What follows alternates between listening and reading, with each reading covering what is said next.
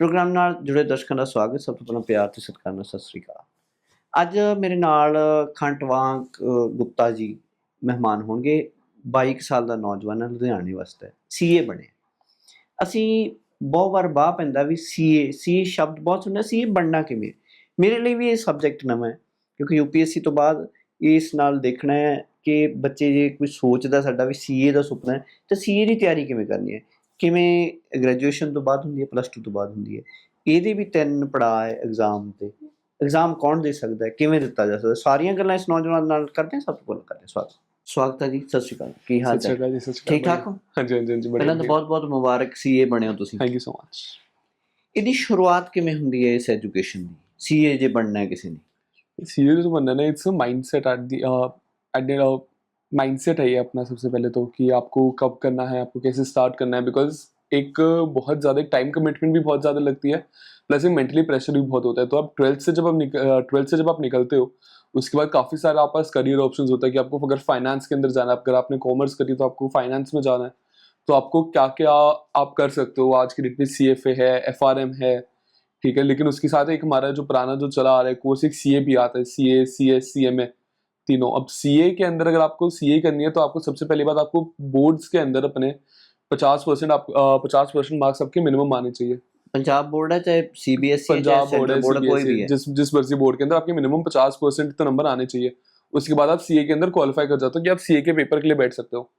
आप CA दोगे, आप तैयारी अपनी स्टार्ट करोगे। सब इसके अंदर हमारे 3 लेवल होते हैं जी। एक अपना पहले फाउंडेशन, 3 लेवल होते हैं, टोटल 20 पेपर होते हैं। सबसे पहले हमारा होता है फाउंडेशन का पेपर, फाउंडेशन का लेवल होता है। फाउंडेशन के अंदर हमारे 4 सब्जेक्ट आ जाते हैं जी। 4 सब्जेक्ट आप क्लियर करोगे, उसके 8 महीने बाद आप इंटरमीडिएट दे पाओगे जी। इंटरमीडिएट में आपके 6 पेपर होते हैं। अच्छा, 6 पेपर आप निकालेंगे इनके। इसके बाद आप 2 साल की अपनी आप आर्टिकलशिप करेंगे, किसी और CA के अंदर काम करेंगे। आर्टिकलशिप की हुंदी है? आर्टिकलशिप होती है हमारी, आप किसी और CA के अंडर आप 2 साल काम कर रहे हो ताकि आपको एक एक्सपीरियंस मिले कि एक्चुअल में CA काम क्या करता है। आपको फाइनेंशियल स्टेटमेंट, आपकी अपनी बैलेंस शीट्स, आपसे बैलेंस शीट्स आपको बनानी है तो आप वहाँ उस फील्ड के अंदर कर सकते हो। ड्यू डिलिजेंस की साइड पे जा सकते हो, FDD की साइड पे जा सकते हो। अगर आपको इनकम टैक्स के अंदर करना है, GST करना है, आपको ऑडिट के अंदर जाना है, आपको एडवाइजरी के अंदर जाना है, तो फिर आप वहाँ पे जा सकते हो। आप ये करेंगे।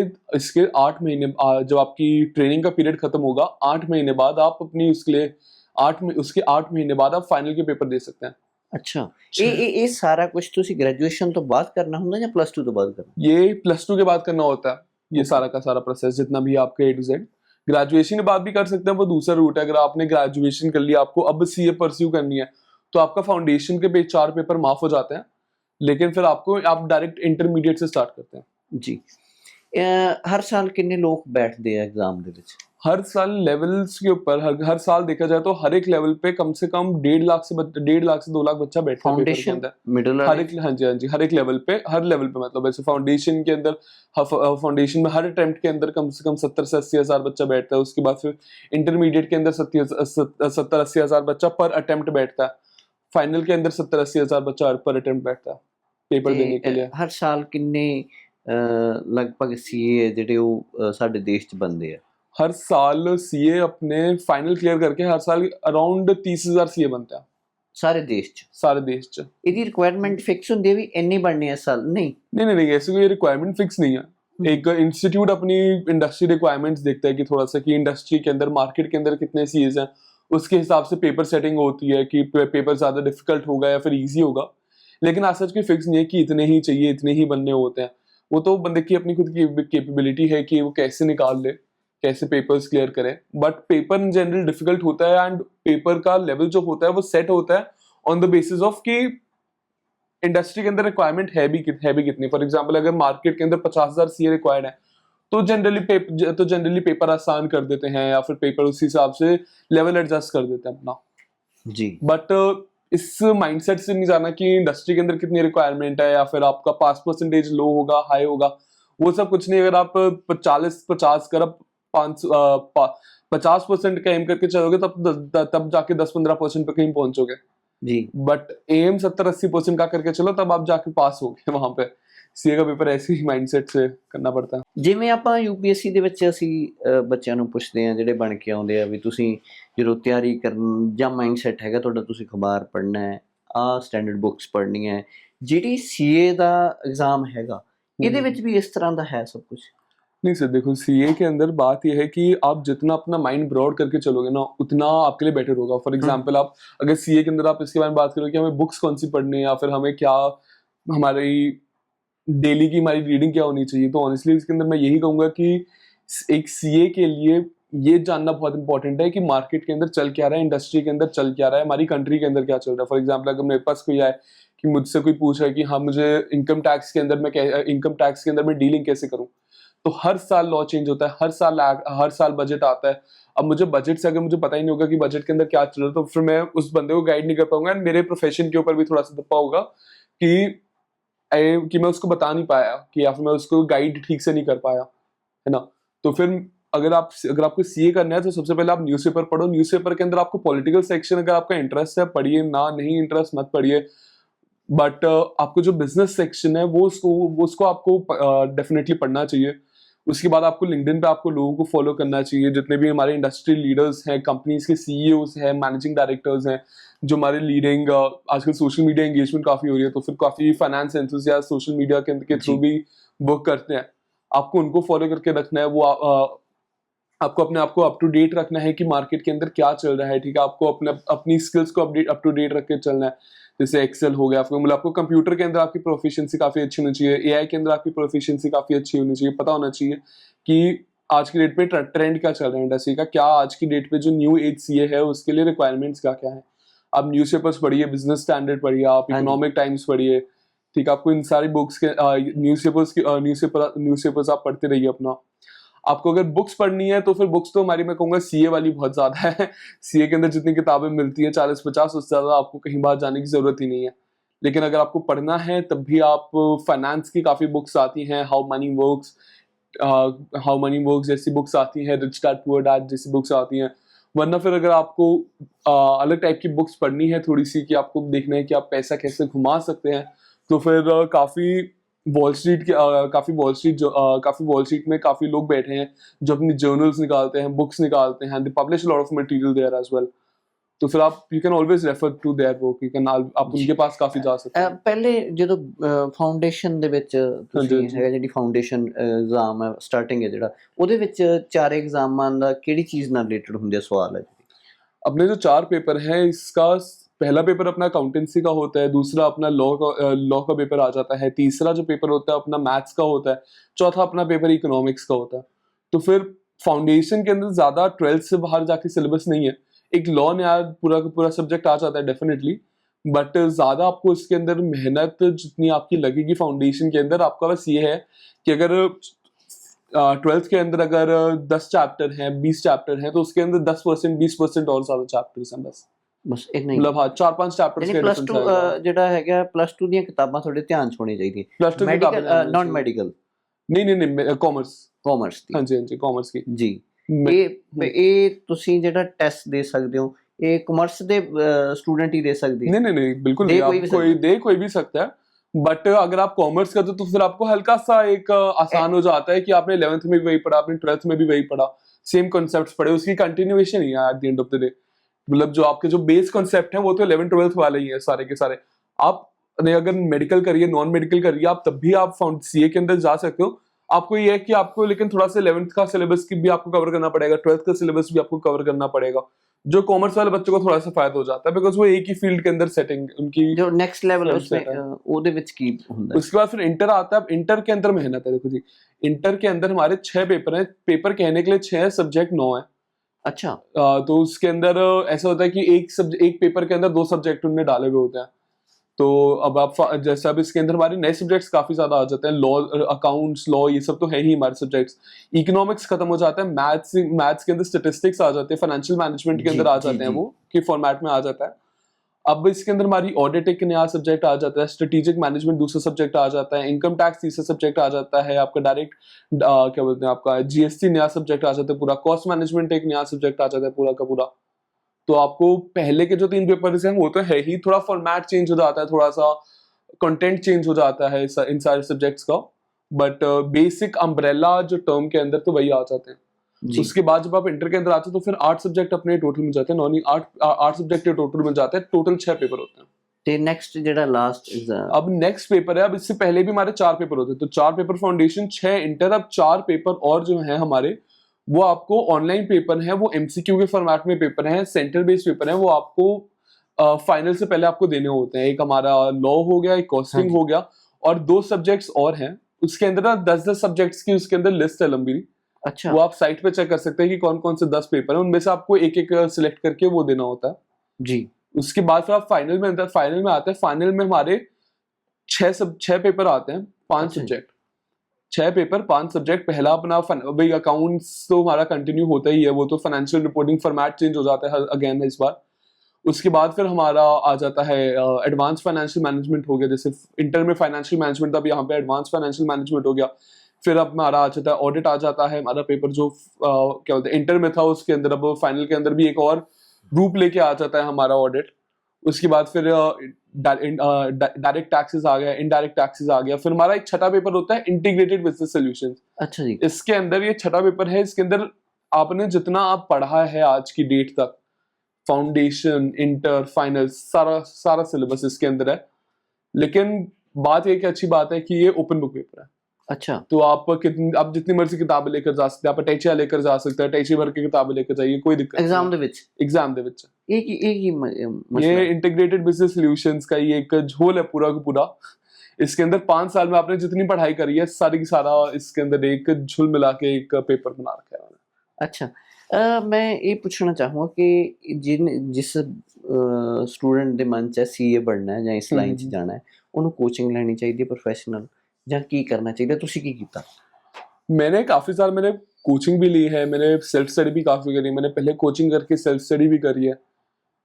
मैंने मैंने काफी जगह हाथ पैर तो मारे हैं डेफिनेटली, बट मैं रेकमेंड करूंगा कि अगर आपके बेसिक स्ट्रॉन्ग है तो एक बारी सेल्फ स्टडी जरूर ट्राई करिए। बिकॉज मैंने जितनी कोचिंग ली है मुझे हमेशा सेल्फ स्टडी से ही या मुझे हमेशा सेल्फ स्टडी का ही बेनिफिट रहा है। कोचिंग के अंदर मैं ज्यादा टाइम पढ़ता भी नहीं था, ठीक है, मैं अपना से घर आके या फिर मैंने घर आके पढ़ लिया, थोड़ा तो पढ़ लिया, कोचिंग के अंदर 2-4 क्वेश्चन कर लिए।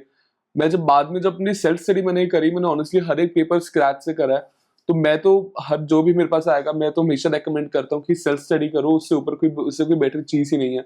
अगर आपको कोई डाउट्स आ रहे हैं या फिर आपको कुछ समझ में नहीं आ रहा, यूट्यूब पे भर के मटेरियल पड़ा हुआ है, जिस लेवल पे जिस टीचर का हर एक बंदे का सपोर्ट है, आपको हर चीज का सपोर्ट मिलेगा। ठीक है, अगर आपको अप्रोच करना है तो फिर आप किसी को भी अप्रोच कर सकते हैं, आप किसी टीचर को अप्रोच कर सकते हैं। वरना टेलीग्राम पे लंबे लंबे ग्रुप बनने में जहाँ पे 30-30, 40-40 हजार लोग ही बच्चे ही बैठे हुए हैं, आप वहां पे अपने मैसेजेस डाल सकते हैं डाउट्स पूछने के लिए, तो आपको तुरंत रिप्लाईज आते हैं वहां पे भी। तो ਹੁਣ मुश्किल नहीं है। हुण मुश्किल नहीं है। हुण आपको ये पहले तो ऐसा होता था कि 4 अगर किताबें तो इंस्टीट्यूट ही 3 किताबें भेजता था, एक किताब तो भेजता ही नहीं था, तो बच्चा पूरी तैयारी कर ही नहीं पाता था।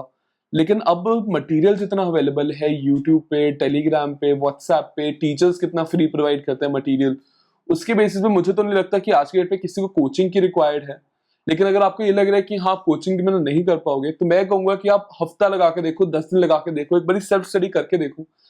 नहीं जमा कुछ बैठ रहा तो फिर आप कोचिंग ले लो, कोई दिक्कत नहीं है। भाषा इंग्लिश ही रहती है एग्जाम? आप इंग्लिश में भी दे सकते हैं, आप हिंदी में भी पेपर दे सकते हैं। हिंदी तो इंग्लिश दोनों? हिंदी इंग्लिश दोनों में पेपर आप दे सकते हैं, आपको सिलेक्ट करना पड़ता है अब किस में आपको पेपर देना। जेकर ਅੱਜ ਬੱਚੇ ਨੇ ਤਿਆਰੀ ਕਰਨੀ ਹੈ, ਇਸ ਲਾਈਨ ਚ ਆਉਣਾ है, ਤਾਂ ਤੁਹਾਡਾ ਕੀ ਸੁਜੈਸ਼ਨ ਹੈ ਨਵੇਂ ਬੱਚਿਆਂ ਲਈ? नए बच्चों के लिए सबसे पहले यार आप ये देखो कि पहले लैक ऑफ इंफॉर्मेशन की वजह से काफी लोगों को पता नहीं था कि क्या क्या फील्ड एग्जिस्ट करती है आज की डेट पे। हाँ जी। आज की डेट पे फाइनेंस के अंदर ही इतना ज्यादा दरवाजे खुल चुके हैं कि CA is not the only option. आपको करनी है, आप सीएफए कर सकते हो, एफआरएम कर सकते हो, एक्चुअरीज कर सकते हो, काफी सारे कोर्सेज हैं इसके अंदर हमारे जो आज की डेट पे अवेलेबल है। अगर आपको सीए ही करनी है, अगर आपको अकाउंट्स के अंदर जाना है, अगर आपको टैक्स के अंदर जाना है, अगर आपको उस साइड पे जाना है, तो फिर आप तभी आप इस फील्ड के अंदर आइए। अकाउंट्स अगर आपको करना है, आपका टैक्स हो गया जैसे, है ना, आपको फाइनेंशियल मैनेजमेंट की साइड पे जाना है, आपको बैलेंस शीट साइन करनी है, अगर आपको वो सब करना है तो फिर आप सीए के अंदर आइए, वरना आपके पास और भी कोर्सेज हैं जी। अगर आपको सीए के अंदर अगर आप आ रहे हैं तो सबसे पहले आपको एक माइंडसेट से आना पड़ेगा कि 5 साल यहाँ पे लगने हैं जी, क्योंकि आपकी लाइफ में जितने भी आसपास लोग होंगे 5 साल के बाद वो अपने करियर के अंदर सेट होंगे या फिर उनकी ये भी हो सकता है कि फैमिली सेट हो, अगर आप थोड़ा सा लेट स्टार्ट करें तो फैमिली लोगों की सेट हो जाए, लोग जॉब्स के अंदर लग जाए या फिर उनका खुद का बिजनेस अपना स्टार्ट कर रहे हो, लेकिन आपकी पढ़ाई चलती रहेगी। तो आपके दिमाग में थोड़ा सा ये होगा कि अब तक पढ़ी, इतने 22 साल के हो गए, 25 साल के हो गए, 26 साल के हो गए, अभी तक पढ़ाई ही चली जा रही है। तो आपको इस माइंडसेट से आना है कि इसके अंदर टाइम लगेगा, इसके अंदर मेहनत लगेगी। मुझे 15 से 16 घंटे मिनिमम दिन के बैठने पड़ेंगे। अच्छा, मुझे अपनी जिंदगी के 10,000 घंटे निकाल के इस चीज को देने पड़ेंगे। ਤਾਂ ਤੁਸੀਂ सीए बन सकते तो इसी बन सकते हो। तो आपका 2 साल आप काम करोगे, वहां पे भी आपको कम से कम 12 से 13 घंटे आप वहां पे काम करोगे। आप सीए की प्रेप करोगे, आप एक साल का मिनिमम प्रेप करोगे। आप 1 साल का प्रेप करोगे, वहां पे भी आप दिन के 5 घंटे 6 घंटे मिनिमम आप पहले के 5-6 महीने 5-6 घंटे निकालोगे। आखिरी के दिनों के अंदर अगले 2-3 महीनों के अंदर 10 से 11 घंटे निकालोगे। आखिरी 2 महीने के अंदर आके आप 16 से 17 घंटे निकालोगे।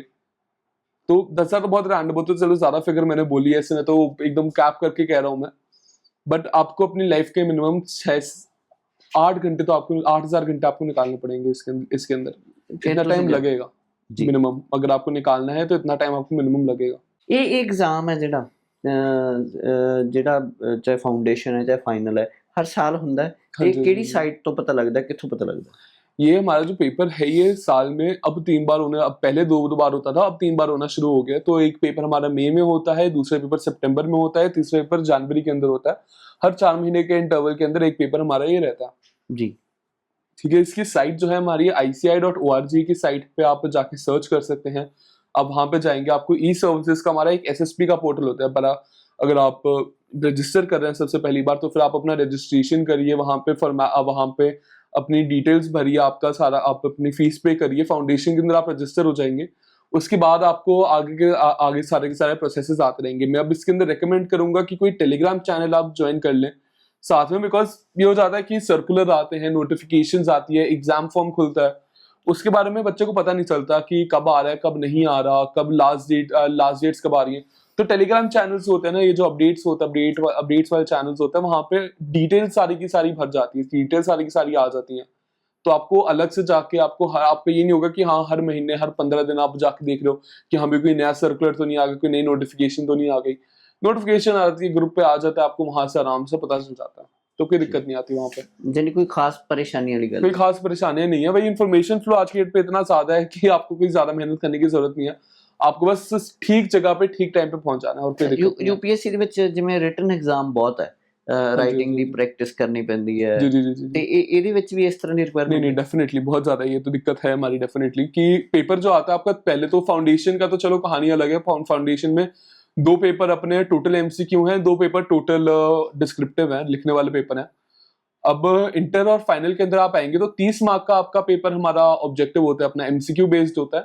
70 मार्क का पेपर जो होता है हमारा डिस्क्रिप्टिव होता है। अब इसके अंदर ये बात दिक्कत ये आती है कि आपको पेपर कैसे लिखना है वो आपको आना चाहिए। क्या इंस्टीट्यूट मांग रहा है आपसे, आपको फ्रेम कैसे करना है, आपको आंसर क्या शब्द लिखने हैं, कैसे लिखने हैं, क्यों लिखने हैं, क्या कॉन्सेप्ट है, वो सब आपको लिखना आना चाहिए। उसके लिए टेस्ट सीरीज बहुत इंपॉर्टेंट देनी चाहिए आपको। ਹਾਂ यूपीएससी ਦੇ ਵਿੱਚ ਵੀ ਪ੍ਰੀਵੀਅਸ ਈਅਰ ਜਿਹੜੇ ਕੁਐਸਚਨਸ ਹੈਗੇ ਆ ਉਹਨਾਂ ਨੂੰ ਮੰਨਿਆ ਜਾਂਦਾ, ਇਹਦੇ ਵਿੱਚ ਵੀ ਇਸ ਤਰ੍ਹਾਂ ਦੀ ये तो हाँ जी बिल्कुल। हमारा ग्रंथ होता है कि हमारा RTP करने, हमारे रिवीजन टेस्ट पेपर अपनी इंस्टीट्यूट निकालता है साल के अटेम्प्ट। उसके बाद फिर हमारे mock test paper 2 mock test paper निकालता है पर अटेम्प्ट के। उसके बाद फिर प्रीवियस ईयर पेपर होते हैं। इस आपको 4 जगह आपको देखना है, इसके अलावा कंटेंट ही नहीं है कोई अवेलेबल। या तो मॉड्यूल के अंदर जो सवाल होगा, या फिर RTP में जो सवाल होगा, फिर MTP में जो सवाल होगा, या फिर प्रीवियस ईयर पेपर में कोई सवाल होगा जी। इन 4 जगह से ही सवाल आते हैं, इन 4 जगह से ही सवाल बनेंगे जी। हर अटेम्प्ट के अंदर नए पेपर तो नया बनता है पूरा का पूरा, बट कोई क्वेश्चन का जो क्वेश्चन बैंक है वो सारा का सारा इन्हीं के थ्रू बना हुआ है। जिस फैसिलिटी, जिस फैकल्टी का, जौन सी किताब उठा के देखने, जिस पब्लिशर की, इन चारों के सिवाय कोई आपको क्वेश्चन मिलेगा ही नहीं जी कभी भी। ਚਲੋ ਬਹੁਤ ਚੰਗਾ ਲੱਗਿਆ ਤੁਹਾਡੇ ਨਾਲ ਗੱਲਬਾਤ ਕਰਕੇ ਜੀ। ਦਰਸ਼ਕਾਂ ਦੇ ਸਵਾਲ ਜਵਾਬ ਆਉਣਗੇ, ਇਹ ਮੇਰੇ ਲਈ ਵੀ ਨਵਾਂ ਸਬਜੈਕਟ ਸੀਗਾ। ਮੈਨੂੰ ਲੱਗਦਾ ਦਰਸ਼ਕਾਂ ਨਾਲ ਰੂਬਰੂ ਕਰਾਉਣਾ ਚਾਹੀਦਾ ਵੀ CA ਕਿਵੇਂ ਬਣਨਾ। CA ਅਸੀਂ ਕਹਿੰਦੇ CA ਹੈ ਫਲਾਣਾ, ਤਾਂ CA ਬਣਨਾ ਕਿਵੇਂ ਹੈ, ਕਾਫੀ ਮਿਹਨਤ ਵਾਲਾ ਕੰਮ ਹੈ। ਤੁਸੀਂ ਟਾਈਮ ਦਿੱਤਾ, ਬਹੁਤ ਸ਼ੁਕਰੀਆ, ਬੜੀ ਮਿਹਰਬਾਨੀ। Thank you so much.